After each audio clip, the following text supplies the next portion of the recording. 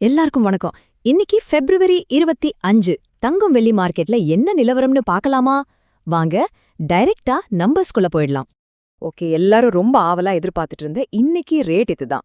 22 carrot தங்கம் 1 gram பாத்தீங்கன்னா 14,930 ரூபாய்.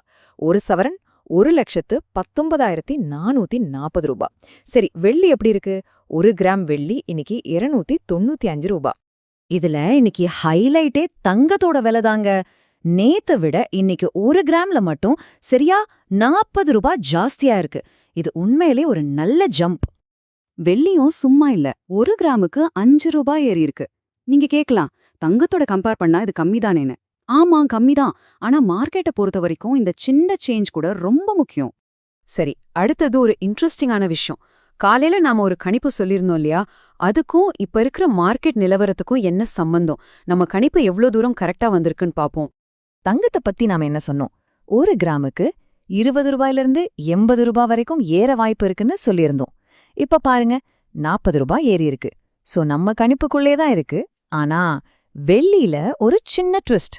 வெள்ளிக்கு நம்ம 15 ரூபாய் வரைக்கும் ஏறும்னு எதிர்பார்த்தோம். ஆனா ஏறினது வெறும் 5 ரூபாய் தான். ஏன் இப்படி? இதுக்கு ஒரு காரணம் இருக்கலாம்.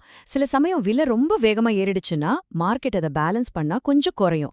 இததான் டெக்னிக்கலா பிரைஸ் கரெக்ஷன்னு சொல்லுவாங்க. ஒருவேளை இன்னைக்கு வெள்ளியில அது நடந்திருக்கலாம். சரி, இன்னைக்கு நடந்ததை மட்டும் பார்த்தா பத்தாது. கொஞ்சம் ஜூம் அவுட் பண்ணி கடந்த சில வாரங்களா தங்கம் வெள்ளி எப்படி பயணம் பண்ணிருக்குன்னு பாப்போம். அப்போதான் நமக்கு ஒரு முழு படமும் கிடைக்கும் இல்லையா? தங்கத்தோட கதை ரொம்ப சுவாரஸ்யமானது. கொஞ்ச நாளைக்கு முன்னாடி 16,800 ரூபான்னு ஒரு புது உச்சத்தை தொட்டுச்சு. அடேங்கப்பா! ஆனா அங்கிருந்து ஒரு சரிவு 14,000 வரைக்கும் கீழே வந்துச்சு. இப்ப பாருங்க, மெதுவா மேல ஏறி கிட்டத்தட்ட 15,000 ரூபாய நெருங்கிடுச்சு. இது ஒரு சைக்கலாஜிக்கல் லெவல். இன்னொரு 70 ரூபாயில அங்க போயிடும். வெள்ளியும் தங்கத்துக்கு சலைச்சதில்ல. 430 ரூபாய் வரைக்கும் பீக்ல இருந்துட்டு சரன்னு 260 ரூபாய்க்கு இறங்குச்சு. ஆனா இப்ப பாருங்க, ஒரு நல்ல கம்பேக் கொடுத்து 295 ரூபாயில வந்து நிக்குது. சரி, இந்த ஏற்ற இறக்கத்தை எல்லாம் பார்த்துட்டோம். இப்போ முதலீட்டாளர்கள், அதாவது இன்வெஸ்டர்ஸ் கவனிக்க வேண்டிய ஒரு முக்கியமான விஷயம் இருக்கு. அது என்னன்னு பார்க்கலாம்.